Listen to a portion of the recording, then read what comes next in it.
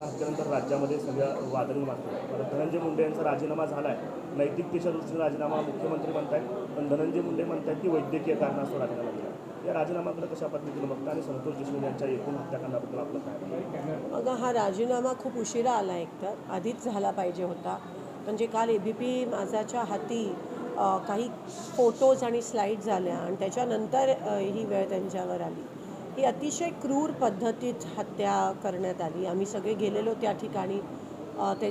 त्यांच्या मुलीचं पूर्ण ऐकलं, त्यांच्या पत्नीचं ऐकलं, भावाचं ऐकलं आणि खरं तर त्याच वेळेस तो राजीनामा झाला पाहिजे होता.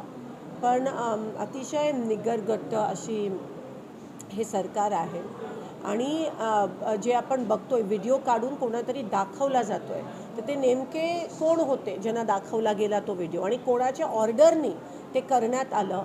मला असं वाटतं राजीनामा जरी दिला असेल तर तो राजीनामा एक प्रकारचं नाटक आहे आणि ते आता म्हणतात की वैद्यकीय कारणामुळे, म्हणजे ॲक्सेप्ट पण करत नाही आहेत. म्हणजे तुम्ही बघा, इतकं हे हास्यास्पद असेल ही गोष्ट की ते म्हणतात वैद्यकीय कारणे.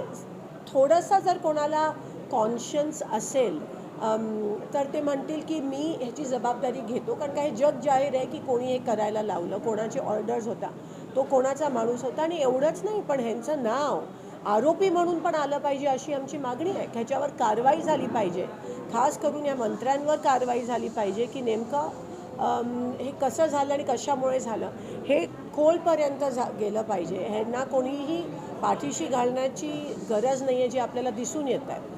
आणि म्हणून आरोपी म्हणून त्यांचं नाव आलंच पाहिजे अशी आमची मागणी आहे.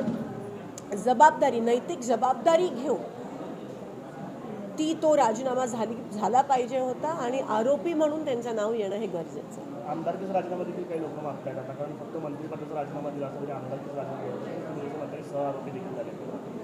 तुमची काय म्हणणं आहे आमदार? नाही, नक्कीच आरोपी म्हणून त्यांचं नाव आलं पाहिजे. आमदारकी म्हणजे लोकांसमोर येण्याचं पण आता ह्यांचा चेहरा राहिला नाही आहे.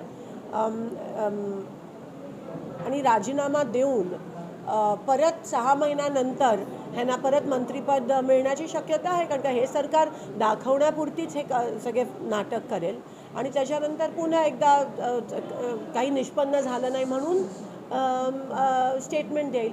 म्हणून त्यांना आरोपी म्हणून त्यांना नेमलं गेलं पाहिजे.